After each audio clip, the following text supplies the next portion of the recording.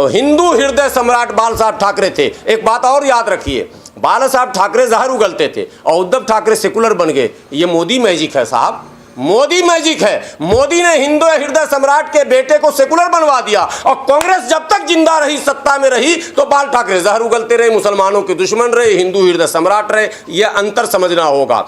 ये मैं अब भाजपा का प्रचार नहीं कर रहा हूं, कांग्रेस के बारे में बताना चाह रहा हूं। अभी कांग्रेस आएगी और मुसलमानों का कत्लेआम शुरू हो जाएगा, याद रख लो। जो मुसलमान दुआ कर रहा ना या अल्लाह कांग्रेस को ला दे, वो नोट कर लो, दरवाजे पे लिख लो, कांग्रेस की सरकार आएगी, मुल्क में दंगे फसाद फिर शुरू हो जाएंगे। अब आखिरी दंगे का जिक्र करना बहुत जरूरी है, गुजरात दंगे का, जिसका सीधा सीधा आरोप पत्रकार बंधुओं आप लोग भी लगाते हो। 2002 में मोदी जी ने गुजरात में दंगा कराया। मैं भी मानता हूं मोदी जी ने दंगा कराया, आप भी मानते हैं दंगा कराया, देश भी मानता है दंगा कराया, लेकिन कांग्रेस नहीं मानती है। इसलिए कि 2002 में दंगा हुआ और दंगे की शुरुआत जो है वो साबरमती एक्सप्रेस के S6 बोगी में राम भक्तों, कथित तौर पर राम भक्तों की बोगी में आग लगाने से हुआ। 2002 फरवरी में यह घटना घटी। 15 से 20 हजार मुसलमान मारे गए, सैकड़ों गांव जला दिया गया, पलायन हो गए, बर्बाद हो गया, मुसलमान लुट पिट गया। 2004 में भारत के सभी मुसलमानों ने मन बनाया और सेकुलर फोर्स के साथ मिलकर 2004 में कांग्रेस की सरकार लाई। 2004 से 2014 10 साल तक कांग्रेस की सरकार रही, मनमोहन सिंह प्रधानमंत्री रहे। सवाल नंबर 1, गोधरा में साबरमती एक्सप्रेस में आग किसने लगाई? कांग्रेस ने 10 साल तक नहीं बताया। सवाल नंबर 2, अगर मोदी ने दंगा कराया, जो कि बाबू बजरंगी का बयान है, बाबू बजरंगी का वीडियो है, तो कांग्रेस ने मोदी को जेल क्यों नहीं भेजा? अमित शाह को जेल क्यों नहीं भेजा? कांग्रेस से मेरा सवाल है, सरदार मनमोहन सिंह जी, आप बताइए। चिदंबरम साहब रोक रहे थे, मुझे पता है कौन रोक रहे थे, सब पता हमें, लेकिन देश पूछे कांग्रेस से कि जब दंगे का षड्यंत्रकारी सामने था, खुलेआम लूट हो रहे थे, खुलेआम मुस्लिम महिलाओं के पेट में भाला से, तलवार से बच्चे निकाले गए, बलात्कार हुए, जलाए गए। अरे लानत है उस पार्टी पर जिस पार्टी के सांसद एहसान जाफरी के घर को जला दिया, जिंदा एहसान जाफरी को जला दिया। जकिया जाफरी घूमते घूमते तबाह हो गई, मगर सोनिया गांधी जकिया जाफरी के साथ खड़ी नहीं हुई और आज भी गुलबर्ग सोसाइटी के मुजरिमों को सजा नहीं मिली। तो पहले कांग्रेस ये बताए कि क्या गुजरात के दंगे का मुजरिम वाकई नरेंद्र मोदी और अमित शाह हैं, और हैं तो 10 साल तक आप क्या कर रहे थे? जिस ईडी और सीबीआई के दुरुपयोग का आरोप केंद्र पर आज लग रहा है, क्या आपके पास वो ईडी सीबीआई नहीं थी क्या?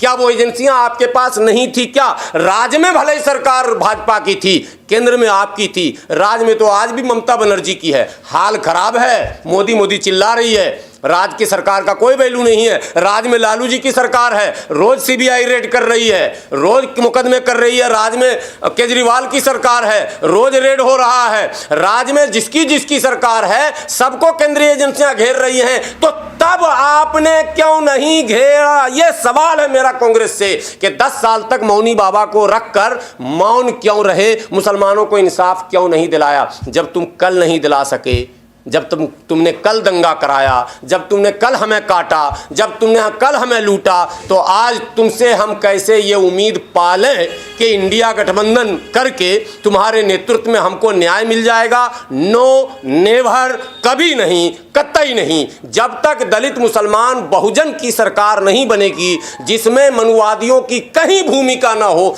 तभी इंसाफ की उम्मीद की जा सकती है। अन्यथा कांग्रेस के नेतृत्व में इंसाफ की उम्मीद करना बेमायने है। एक आखिरी बात और मुसलमानों को जानना चाहिए, देश बंटने के बाद, संविधान लागू होने के बाद नौकरियों में मुसलमानों की संख्या लगभग 23% थी।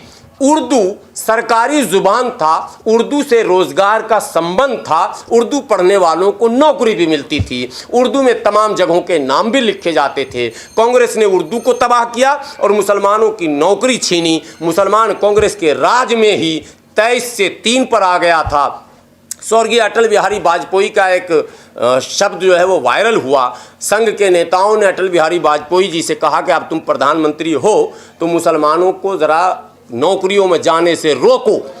तो अटल बिहारी वाजपेयी जी ने कहा कि अब हम नहीं रोक सकते, ऑलरेडी ये सारा काम पहले ही हो चुका है।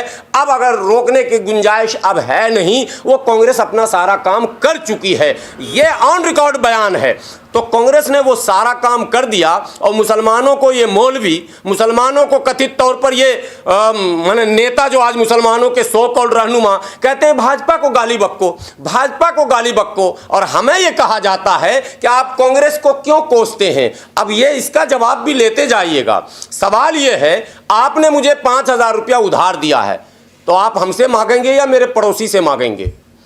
हमने वोट कांग्रेस के दिया, मेरे बाप ने कांग्रेस को दिया, मेरे भाई ने कांग्रेस को दिया, मेरे मुसलमान तमाम लोगों ने कांग्रेस को वोट दिया, तो हम कांग्रेस से सवाल करेंगे कि भाजपा से करेंगे? भाजपा को तो हमने वोट दिया ही नहीं, मोदी को हमने वोट ही नहीं दिया, इसलिए हमें सवाल करने का हक ही नहीं। हाँ, भारतीय होने के नाते कोई ऐसा मुद्दा हम सवाल कर देते हैं, लेकिन मुसलमानों के ताल्लुक से हम भाजपा से सवाल पूछें, यह बेवकूफ़ी और पागलपन होगा। अरे वोट दिया कांग्रेस को, उधार दिया कांग्रेस को, तो ब्याज समेत कांग्रेस से न वसूलेंगे हम? तो आज कांग्रेस से मेरा सवाल है कि भैया अब माफ कर दो, अब बख्श दो, मुसलमानों का नाम लेना तुम छोड़ दो। ऐसे छोड़ ही चुके हो। मध्य प्रदेश चुनाव में तुमने नाम लिया ही नहीं, तुमने बाबा बागेश्वर का नाम लिया।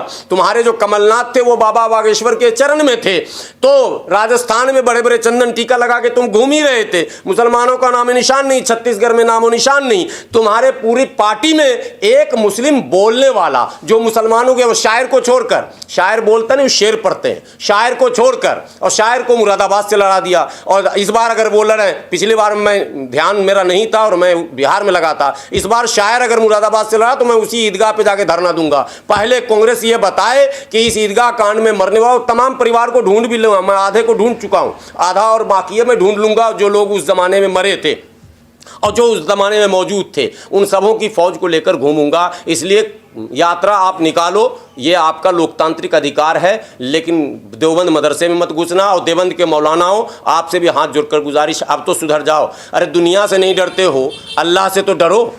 आप किस मुंह से मुसलमानों की हिमायत, कांग्रेस की हिमायत की बात मुसलमानों से करते हो? कहा जाता काबा किस मुंह से जाओगे गालिब, शर्म तुमको मगर नहीं आती। किस मुंह से आप कहते हैं, क्या कहते हैं, कांग्रेस की हिमायत कीजिए? कांग्रेस ही उपाय है, मोदी का विकल्प नहीं है। तो 3 राज्य में विकल्प दे दिया आपने, तो 2024 में आपकी माँ ने दूध पिलाया, आप जिता देंगे, मोदी को हरा देंगे? ये पागलपनी निकालना होगा दिमाग से, ये कीड़ा निकालना होगा कि हमारा दुश्मन भाजपा है और हम हराएंगे। नो, अगर देश का दुश्मन है तो देश हराएगा। अगर बेरोजगारी है तो पूरे देश के सामने है, महंगाई है पूरे देश के सामने है, कोई संकट है वो पूरे देश के सामने है। पूरा देश अगर हराएगा, हम भी उस देश के साथ खड़े हैं, लेकिन ठेका हम नहीं लेंगे। और हराकर, एक को हराकर, जबरदस्ती दुश्मनी लेकर, माइक से ऐलान कर कर कि भाजपा को हम हर हाल में हराएंगे, चाहे कुछ भी हो जाए, वोट नहीं देंगे, तो देंगे किसको? भाजपा के बाप को, भाजपा के नानी को, आरएसएस के नाना को, कांग्रेस को देंगे। यानी दुश्मनी एक से ले रहे हैं ताकतवर से, और दोस्ती जिससे कर रहे हैं वो उससे भी बड़ा मन आस्तीन का सांप है। इसलिए ये काम गलती से मुसलमान न करे। 2024 आएगा, जैसे 19 आया और चला गया, जैसे 14 आया और चला गया, 24 भी आएगा, चला जाएगा। कौन जीतेगा, कौन हारेगा, देश फैसला करेगा। हम तो अच्छे लोगों को वोट देंगे, ये बोलना शुरू करें। और कांग्रेस की भारत जोड़ो, कथित तौर पर यूपी जोड़ो यात्रा से मुसलमान अपने आप को दूर रखें, अन्यथा वो अपने समाज को खुद कुएं में, खड्डे में डालने का काम करेंगे।